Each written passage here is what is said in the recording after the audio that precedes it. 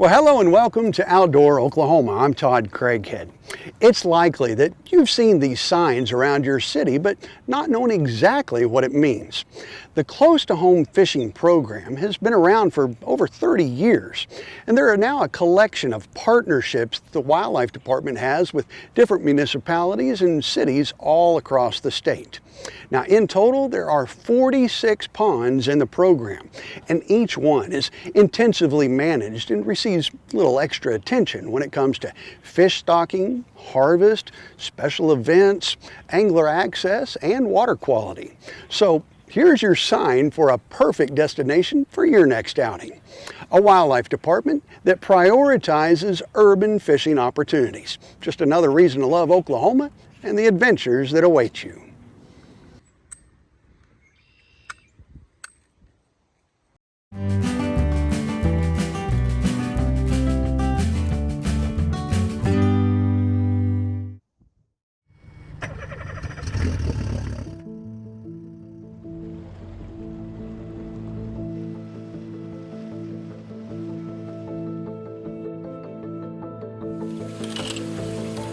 There you go. Looking good.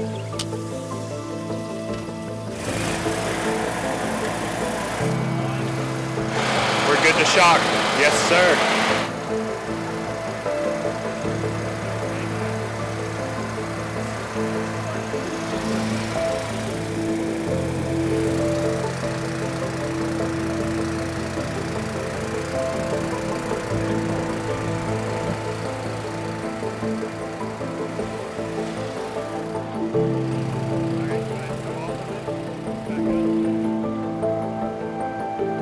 Now that we have our white bass, we are going to sex them and look for males and only keep the males. The females we will return to the stream where we collected them, that way that they can continue their run on their spawn. Just kind of gently press on their bellies and you can see the milk come out. You can see the white milk.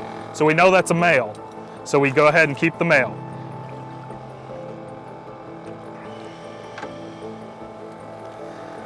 This one, you can see right here, eggs coming out.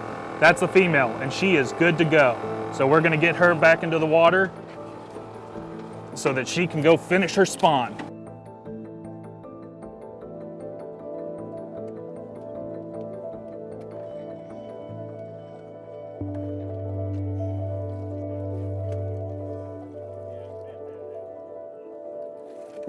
We're gonna take these fish to Byron State Fish Hatchery. It's about an hour and a half from this location right here.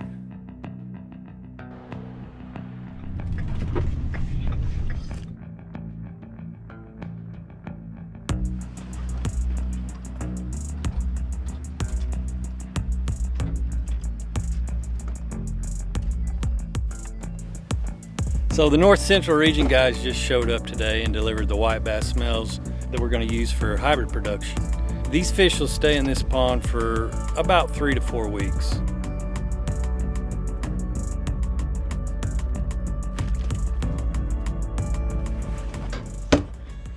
White bass collection is now over. Now the striped bass collection begins.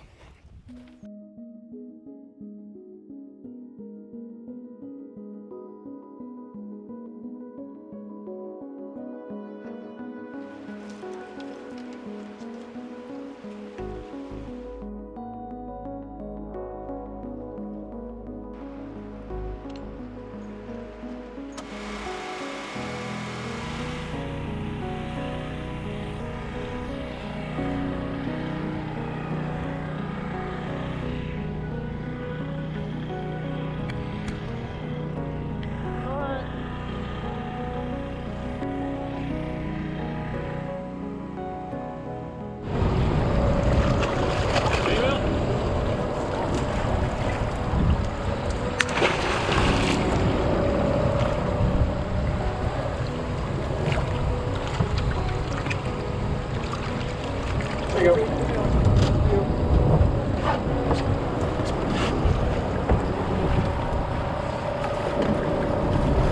They're running like 10,000, I think.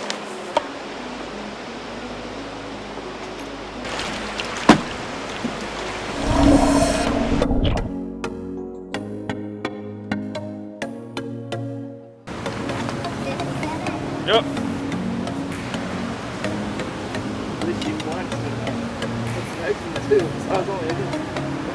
That fish there is probably 9 to 10 hours away from spawning. It's pretty unusual. Typically here, we don't really get too many that are that close. So in 9 or 10 hours, this fish would have naturally spawned in the wild.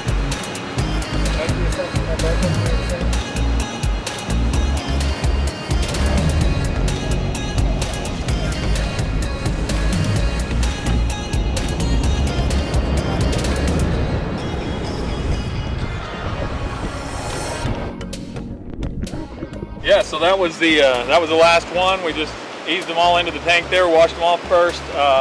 They're all tagged. They've all got their ACG, so we know what they weigh, what stage each of them are.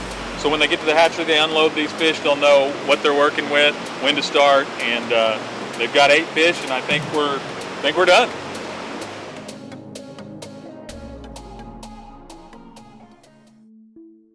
Now that it's been about 24 hours after we injected these females, what we do now is we take a small sample of the eggs and look at them under the microscope, and we're going to see the development of the egg and see how far the fish has progressed in the egg development, and it gives us a pretty good idea of when this fish is going to spawn.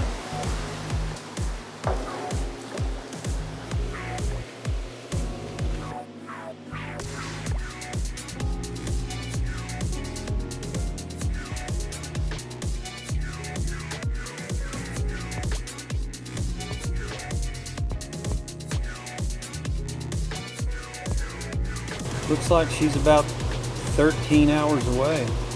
So now we know approximately when this fish is going to ovulate, and we'll write all that information down and keep tabs on her and hopefully spawn her about 13 hours. 3 pink, Coulter. This fish is ready to spawn. Get your left-hand glove on. See? Had her down for 9, checked her at 7. She's ready to go.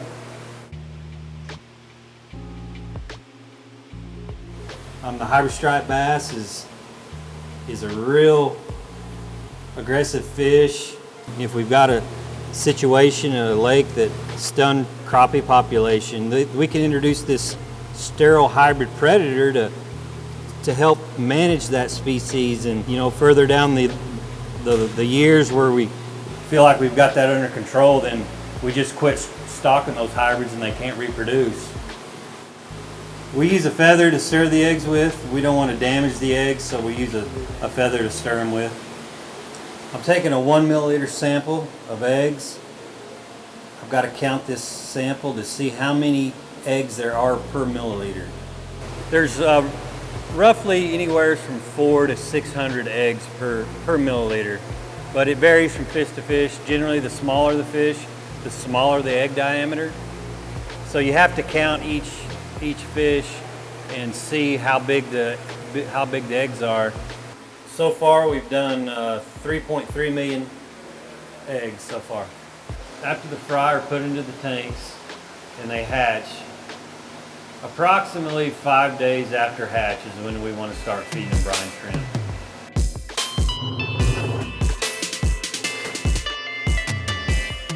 These are advanced fry. We've been feeding them brine shrimp for about 6 days, about 11 days after they hatch. So the easiest way to get these fry into one container is to siphon them into this basket. From this basket, then we can divide them out into our boxes for shipping. We're definitely glad to see them leave, but we want them in the best shape, best shape possible we can get them. And feeding at midnight, feeding at 6 a.m., babysitting them. These are our babies, take care of them like our kids, it seems like. The essence, of course, we need to get these fry in these boxes just as soon as we can. Minutes count, hours count in this job. The fry are going to be in good shape in those fry boxes for really about 6 to 8 hours at the densities that we put them in there. So we get them to their final destination usually in 2 or 3 hours. The big scheme of things is we're producing fish for a lot of people in the United States to catch throughout the, Nebraska, Colorado, Kansas, Texas, so it all works out. This is our smallest pond. This is about 7/10 of an acre. We're stocking right at 100,000 fry into this one.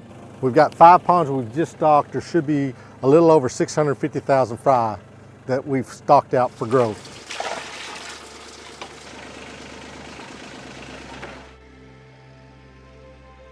Right here we're harvesting our pond.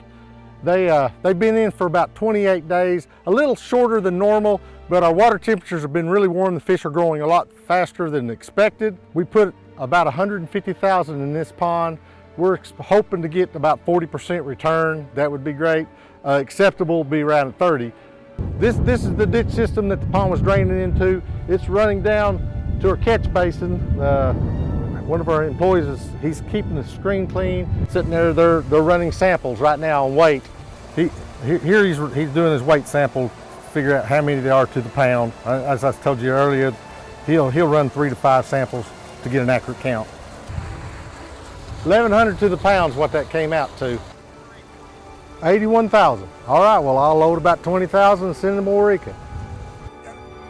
7-3. We don't want to leave them in that bucket that long.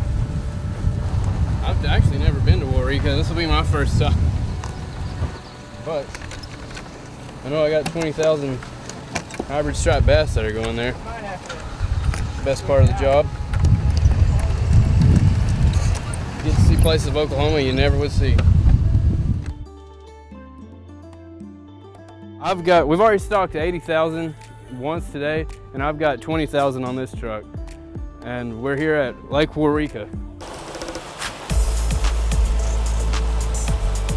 I think we've stocked a little over 100,000 hybrid striped bass into this lake alone today, which is a pretty impressive feat. But 2 years and they'll be a good sized fish, 1.5 to 2 pounds by then for sure. And then they'll keep growing from there.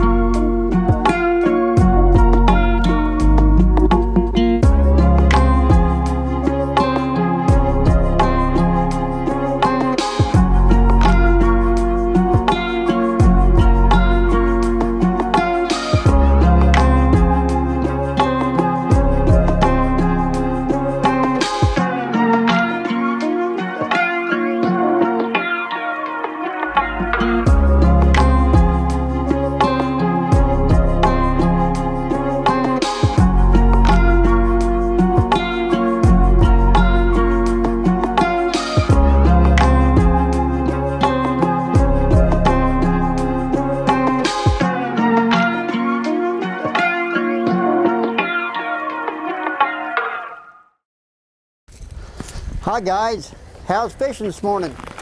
Not too bad. Been catching quite a few? Catching a few every once in a while. Fishing about 12 foot deep. We're here at the Canadian area, and this is where we bank fish. You don't have to have a boat to come out and fish the Canadian area. This is where the wildlife department came in and put a whole bunch of trees out here for us. And so if you want to fish the wintertime for crappie, this is a great place. There's 3 places over here on the dam that's real good too, that the wildlife department put out some cedar trees. So we're going to give it a try and see how we do. Because this is where we're going to fish right here, and I'm going to demonstrate a little bit on how to rig up my my bobbers and everything. And I don't use tackle boxes, I use buckets, and it's easier for me to move my stuff around. So what we're going to use a bobber, and we like to use a little bit heavier bobber because I'm going to use a little bit heavier weight. And so I get these little boxes, plain old boxes, and that's what I use how I use my tackle in them. And what I do first, I'll put the bobber on, and then I'll put a hook in it, and this hook will be on the end of it, and you can use an 1/8 ounce or a 32nd or a 16th ounce hook. And then the weights I like using is a egg sinker weight, and it goes all the way through, and then I'll show you how I tie it in just a few minutes. And then I use a black and chartreuse, and then a purple and orange, and that's been a fair good color for catching these crappie in the wintertime. When I'm finished and I've got everything all hooked up, this is how it's going to look. I've got the bobber, the weight, and then I've got the hook down at the bottom. Yeah, minnows are good too. If you don't want to try the little tube jigs or the Bobby Garland soft baits, if you want to use something else, a minnow's great, and a minnow out there just swimming around will always attract a crappie.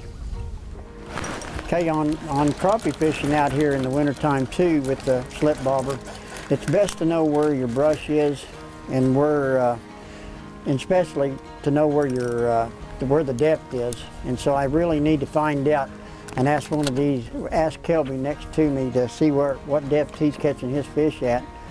And so Kelby, how deep are you going? I'm taking my bobber and putting about a little bit under my reel, and then I'm just tying right here above my reel. So I'm going probably 11, 12, probably. 11 or 12, okay. So that's where I'm going to set mine at. If you're not catching them at one place at one time, you might go ahead and try your different depths again and see if you can get a different depth of where they might be. Because in the wintertime, they'll usually go where the warm spot is down there, and if they're at 12 to 14 to 15 foot, they're going to be right in that area anyway. So that's where I would try. I would try the shallow, about 12 foot first, and then go to your 15. And I mean, just a foot every time until you can find them. And then once you find them, I'd stay right there and then keep on fishing for them. Okay, the depth that he was telling me he was he was catching them at 12 feet deep, 11 to 12.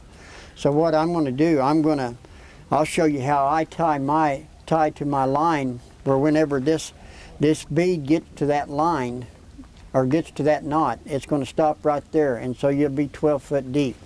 So what I do, I put my line together like this, and then I squeeze it together, and I just go around my finger and then back through, and then just make a knot in it. And then once you get that knot right there, you got a little bit bigger knot than what you want to come in your reel. So you just keep on bringing it back this way, and then you got a small knot. And the reason why I'm doing this is because if you get out there and you get hung up in this brush pile, you can always bring a tightness on your bobber and it's going to loosen this. It's going to loosen just like this.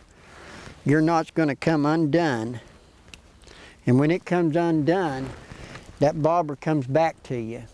And if whatever you lose, you're always going to get your bobber back, but you're not going to get your hook or your weight back.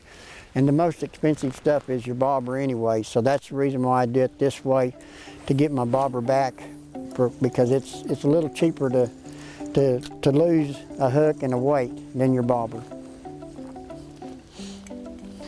Be sure and bring more big fish, more hooks and more weight clean. and a few bobbers, because you're going to lose some of it down in the brush to fish. And if you don't lose anything, you're just not right there where the crappie are at. So if you lose, pardon me, if you lose any of your jigs in a brush pile, you know there's going to be crappie in that area.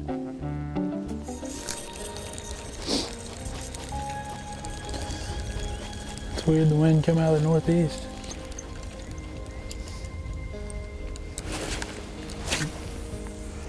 This might have had a small hit then.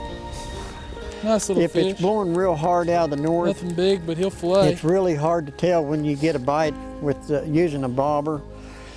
And if you really don't have no blockage of trees out there to block the wakes of coming in here, but just like a while ago we had a little bitty front come in.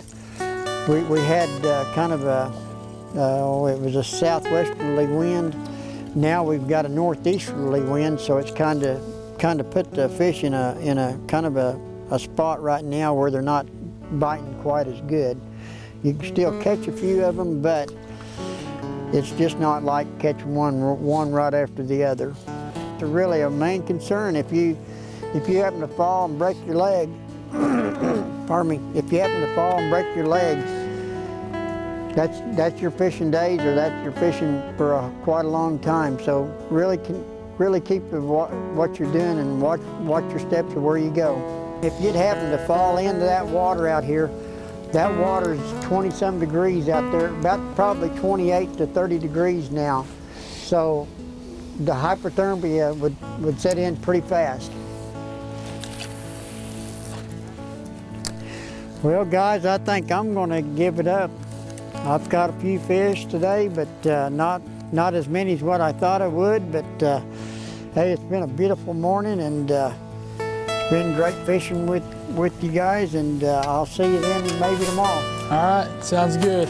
We'll stay out here and stay after it for a little bit. Okay, we'll see you guys. See ya.